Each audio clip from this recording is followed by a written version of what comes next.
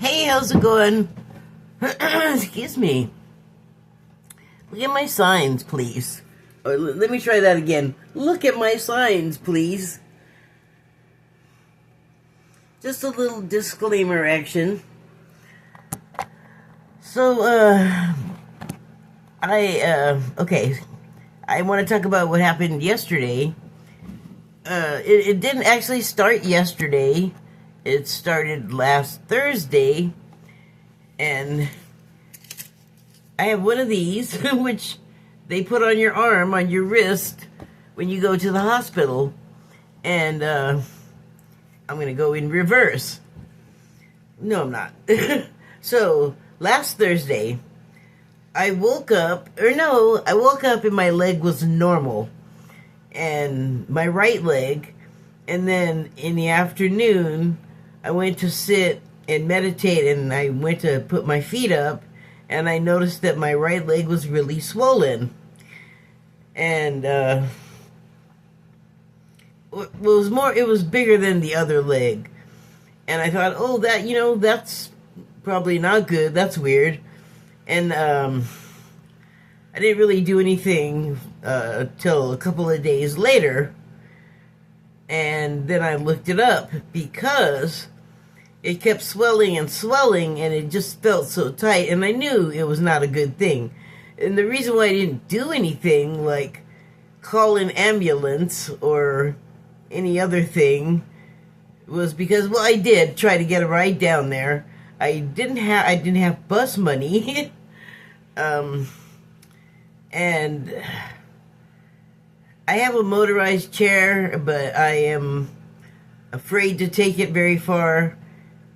And the reason why, and you might be thinking, are you crazy? You had something serious, and you knew it, and you were like dawdling around and not, jumping on that, taking care of it.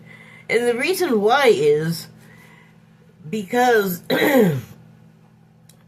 it didn't feel like an emergency. Like it wasn't making me feel. The only sign of it that I could see was that my leg was swollen. And so I looked it up after like the second day or something, and saw, it could point to having a blood clot or some other serious thing. And I was like, okay, that is, more serious than I put it to myself, although that wasn't a surprise. Like, I think I've known about a blood clot in your leg being serious since the guy that was a journalist was on a flight, and he was on flights all the time, traveling the world, and he died because he got a blood clot in the airplane, I guess, or from being in the plane.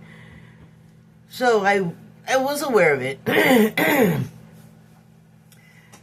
And so, I called my friend who knows a little bit of everything about everything, and I said, what should I do? But see, I had an ulterior motive, I have to admit. I didn't tell her this, but she does have a car, and I was like, if it's bad, and she also thinks it's bad, she could, maybe take me, because it's kind of, important, I guess. And so she didn't call me back because I had woken her up, and I waited a little bit longer, one more day, until my caregiver came.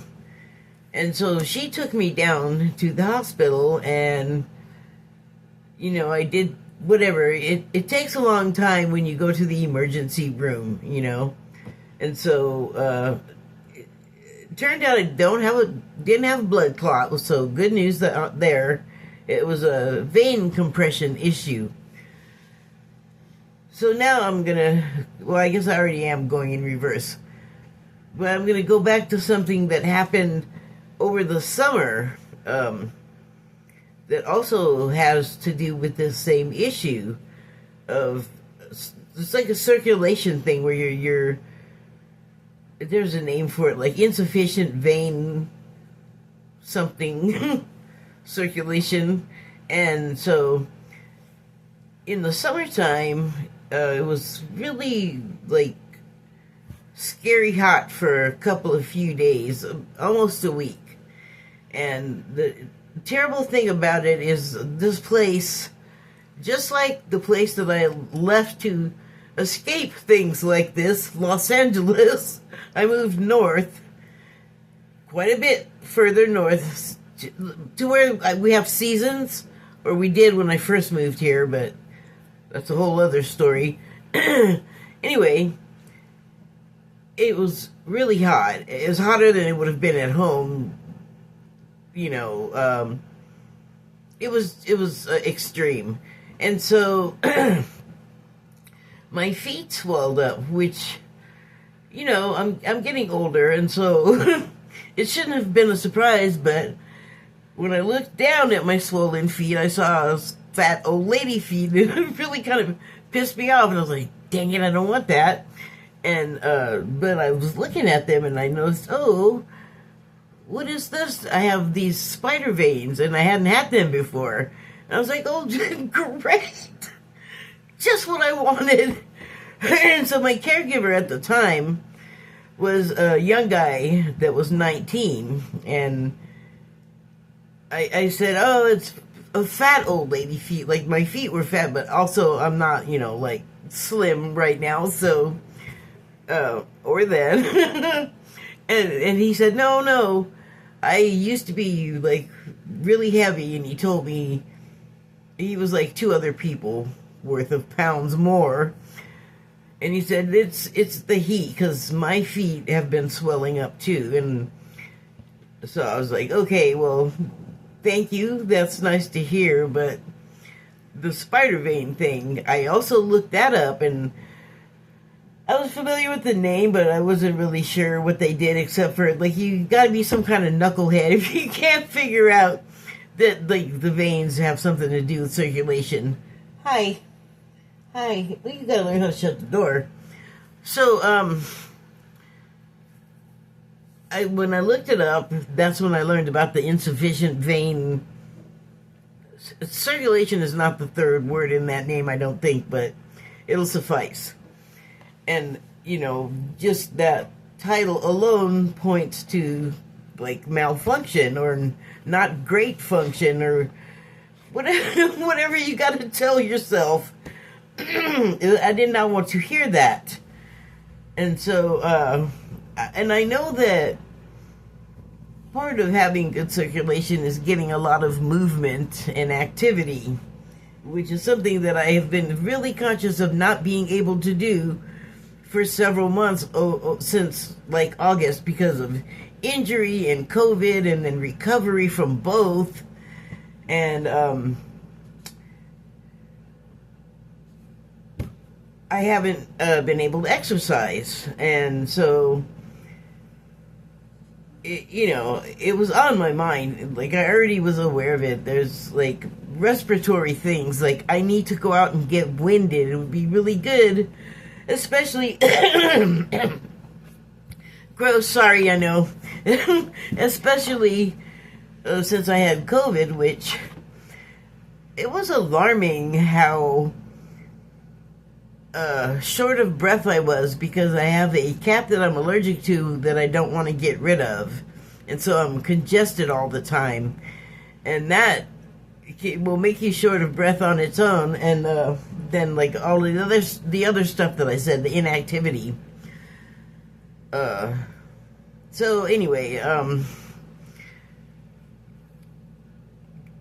going even back before that, and this was on my right foot where I noticed the spider veins. Like, both feet were swollen, but they didn't both have the veins, which also points to something. Not a doctor, but it's just like a stack of symptoms happening there, and they can add up to things I know that are not considered great. So just, you know, trying to keep a level head about the whole thing. And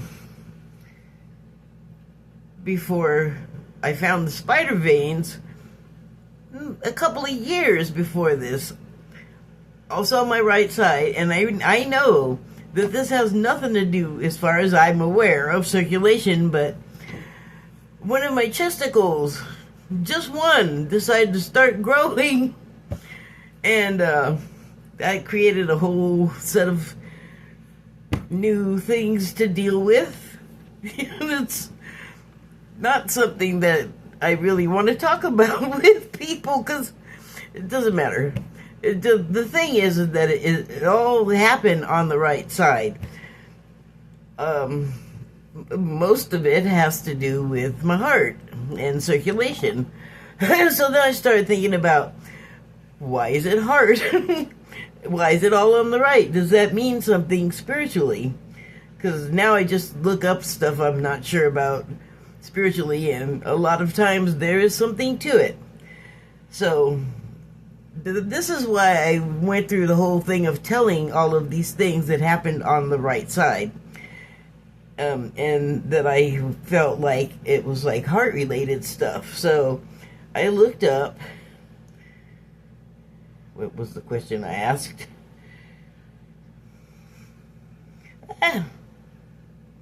No. Don't want you to do that. Which side of the body is associated with the heart spiritually? In spiritual, yogic, and esoteric traditions, the heart is primarily associated with the right side of the chest. That happens to be the side with the with the rogue boob, and so I'm just going to continue reading here. Particularly within Advaita Vedanta, as was taught by Ramana Maharishi. I don't know what that last bit meant. I understand that it was names, but I think you're supposed to know what the names refer to and who they are. But it does go on. While the physical heart is on the left, the spiritual heart, often called it's an Indian name that I'm not sure how to pronounce. Hridaya, often called the Hridaya, is located one finger width to the right of the midline of the chest. Here is a breakdown of the spiritual associations. Right side, spiritual heart. This is considered the seat of the Atman, self, the divine, or I am. It is seen as the center of awareness, witness, consciousness, and deep unconditional love. Okay, so to me, all of those things have to do with spiritual awakening and consciousness. And, you know, to just say consciousness, I don't just mean like you're not, you're not unconscious and knocked out or asleep or something. I'm referring to spiritual consciousness, where there's a sort of knowledge involved, because I saw something earlier that said the more knowledge you gain, the more consciousness you attain. And I don't know, I didn't feel like that was quite right. It's not like book learning or a study, something that you study. It's like lived experience and what you learn from that. That's my understanding of consciousness in the spiritual sense. But, so consciousness is like a big deal. And as far as things like the event and the Flash, I can't remember the name, but that's something that's sort of pop culture awakening stuff. And it is like a place you'll reach along the way, but it's also consciousness, and the learning and the knowledge of those things expands as everything expands. Your ability to absorb new ideas and concepts about the way that you always thought things were, or what reality consisted of. You will go through points in your life just regularly, like asleep, so called, and have these new revelations, and it's, a natural progression. But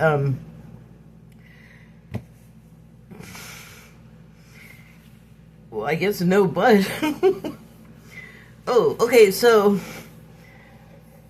that's consciousness. It's more than just like I don't know, like a dictionary will have often more than one definition for a word. This is kind of like that. So, like, the consciousness is more of a more expanded version than just like being awake as opposed to asleep. So,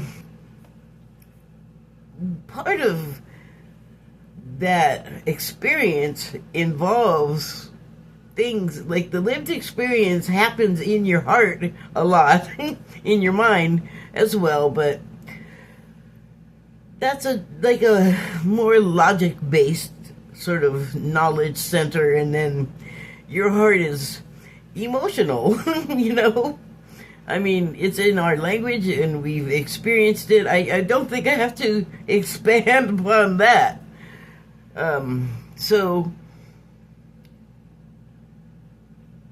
we got like the correspondence of things on the right, where to Western medicine they make sense, and then for being on the right side for whatever reasons they have.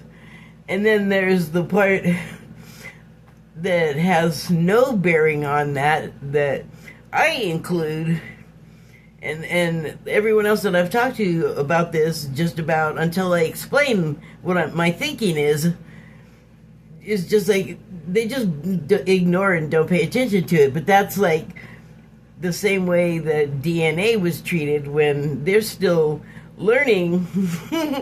I think they are starting to get into the area of learning that there's a quantum physics thing happening in DNA, which, I learned about before they did. And I'm not a scientist. I learned it from a spiritual channeling. So, anyway, the point is that along with everything else that's going on physically that we're all going to acknowledge, there's all this other sort of more subtle esoteric stuff going on. And here's more.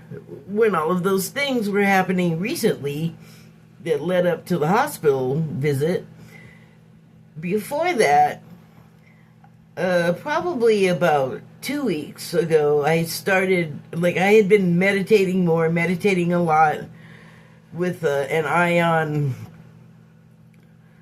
helping on a spiritual level, like all of the uproar and unrest going on in this country and in the world. So I was just meditating more with like that intent, and sometimes with just no intent, and just doing it as an open two-way channel, but just having just being very neutral, like the whole meditation just being neutral, not putting any intent or spin or whatever on it, just getting into that state and just kind of like hanging out there and letting thoughts come and go and whatever. And so I noticed at one point that was like, like some things that happen in your body, you can hear, like you can hear yourself breathe. If you crack a knuckle, you can hear that. If you ever broke a bone, you can hear that. So when I was that still and quiet, I realized that I could hear my body doing things. And so I just, no intention of anything. I was just like, oh, wow, well, that's kind of cool. But I was just kind of into it, like hearing different rhythms and pulses and squelches and things, and just kind of tripping out on it, I guess. And then, I don't know, I had been doing it for probably about a month or so, and right in the middle of all of this leg stuff, I come across this person online talking about that, well, they said that something, they kept experiencing something, and I asked them what they thought it meant, and they didn't know if I was joking or not, so they asked me, truly? And I'm like, yeah, truly. And so they said what they thought was happening, and we got into a little bit of a conversation, and they said that they were like meditating and sitting still and just listening to the sounds of their own body, and I was like, wow, deja vu, whatever you say. And then the conversation turned to like things that like you sort of, she and I would take seriously because we sensed it or felt it, and noticed that like something was different, or I was listening like just to my body, but it's a way to learn how to just listen in that way, with that sensory way, and we'll pick up on other stuff, and so the point is, those things are also important. Like, they're just as important as whatever a hospital can detect.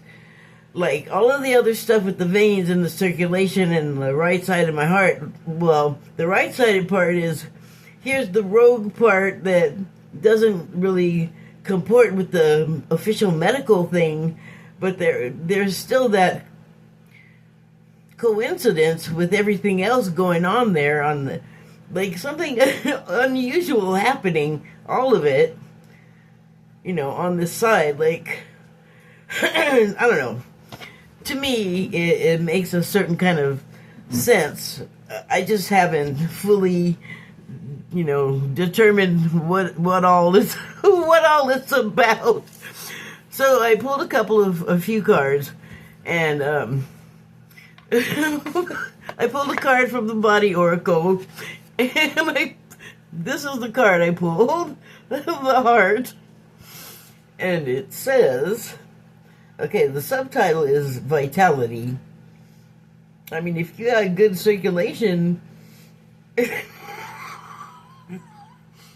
in the bone room, you got that vitality. You got that good circulation. Hold on a second. I got an itch.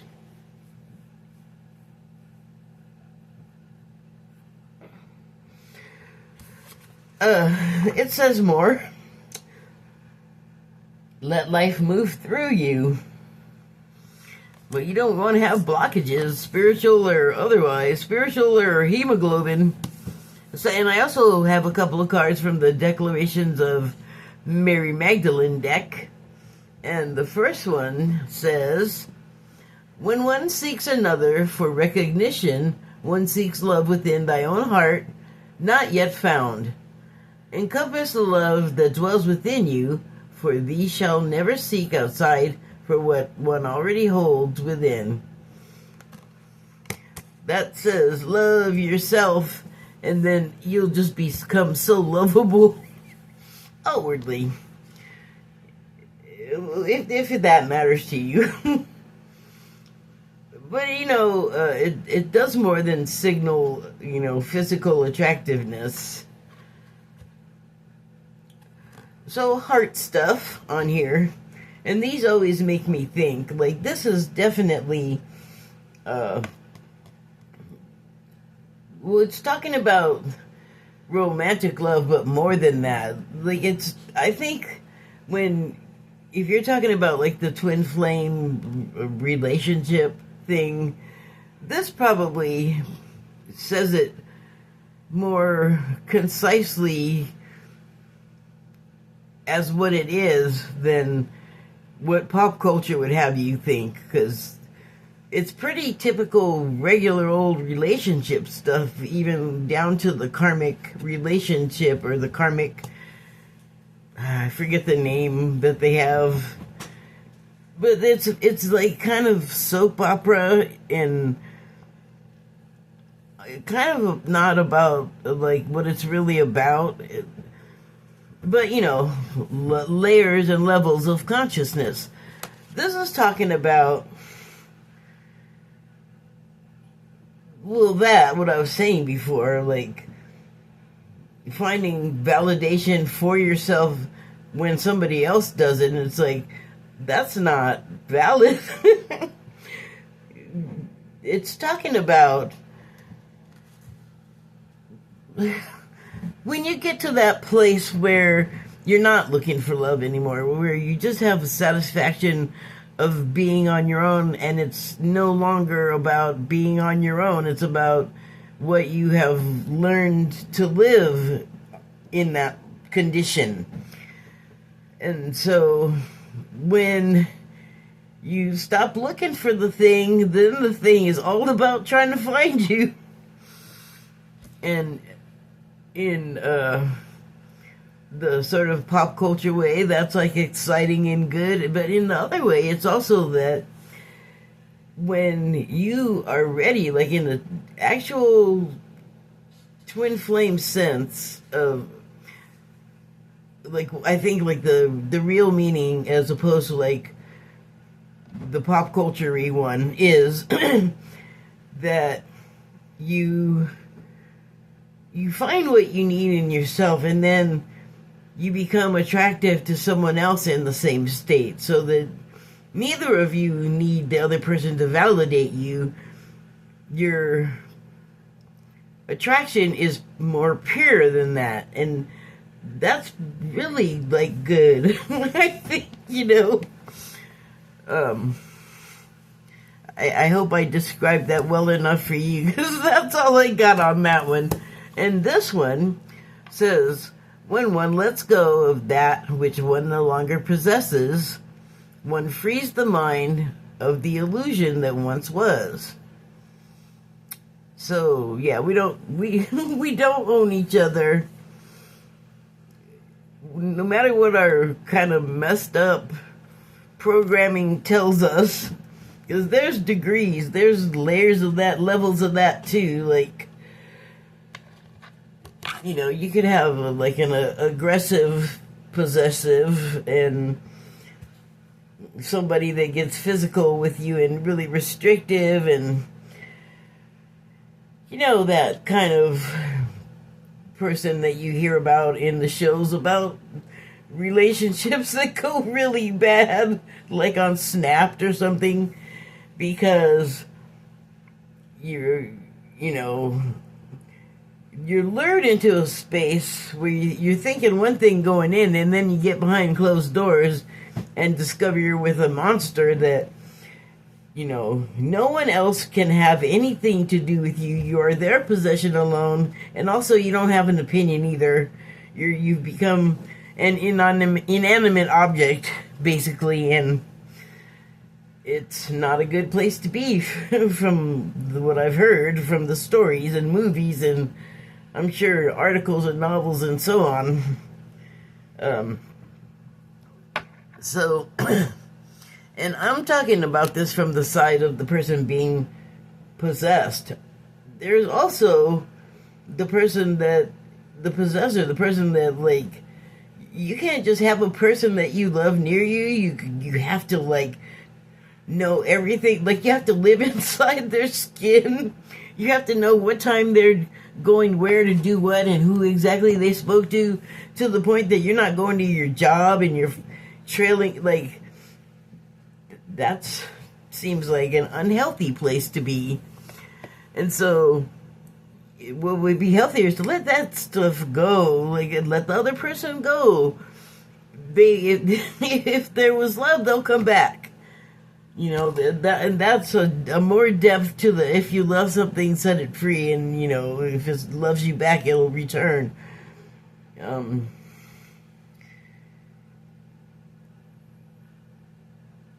But, who's under the illusion there? Because the last sentence says,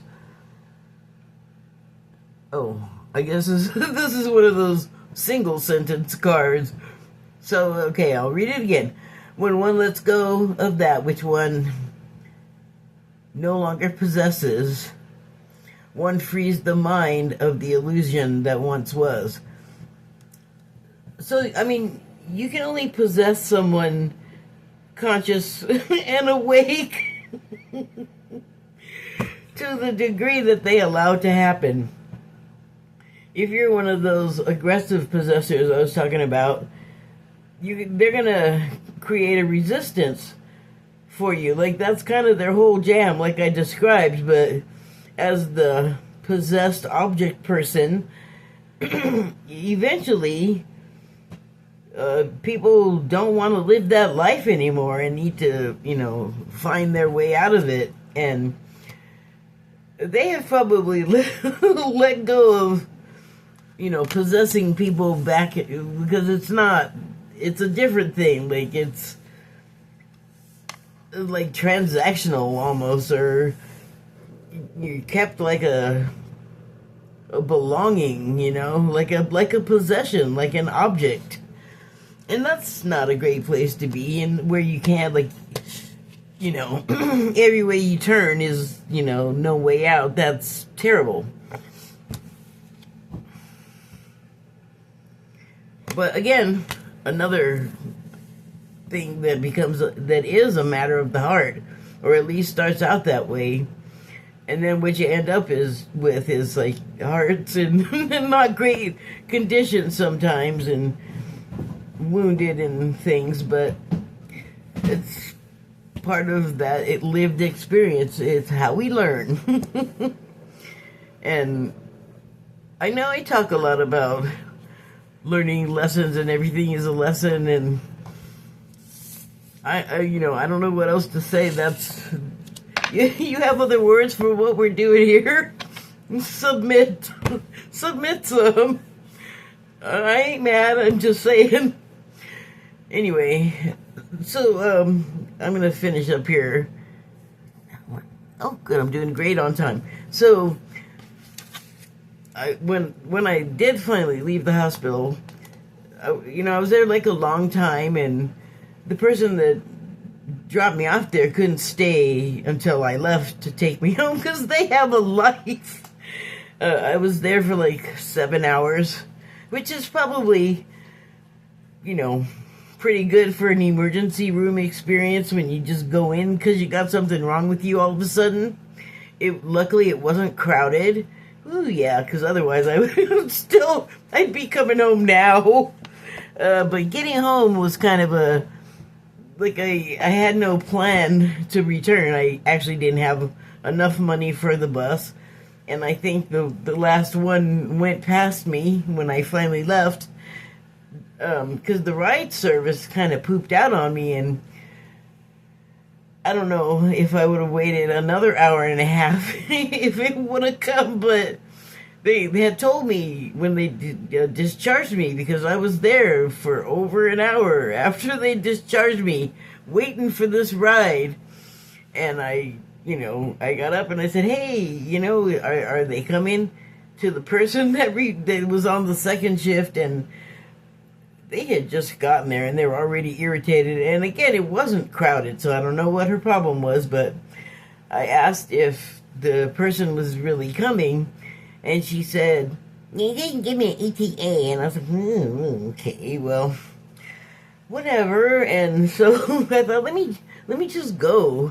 It's not that far. It's not that close. But if I'm going to go and, follow the treatment plan, which was to elevate my leg, I needed to get out of sitting in the hospital with my foot just filling full of blood. So I left. I know it's kind of rash. You may not realize this, but like I said, it's close, but it's not far, but it's not that close when you're wheeling yourself in a chair. So I got about a third of the way home, which I happened to pass the local police station, and luckily for me, there was a young, nice officer out there watching me struggle, and he says, what's going on with you? Do you need help? And I told him I was just going home, blah, blah, blah. And he said, well, you know what? Hold on. Let me go tell my whoever, whatever, or something, and I'll give you a ride. And I was like, I'll take it. So I got home, most of the way I didn't have to actually haul myself. Um, but you know, the whole it was an experience. I don't even know if I've like finished processing it and everything, but I'm gonna go. But what I'm saying is I'm leaving because I feel like I'm gonna pass out. It's the second night now, but I still need my sleepies. Thank you and good night.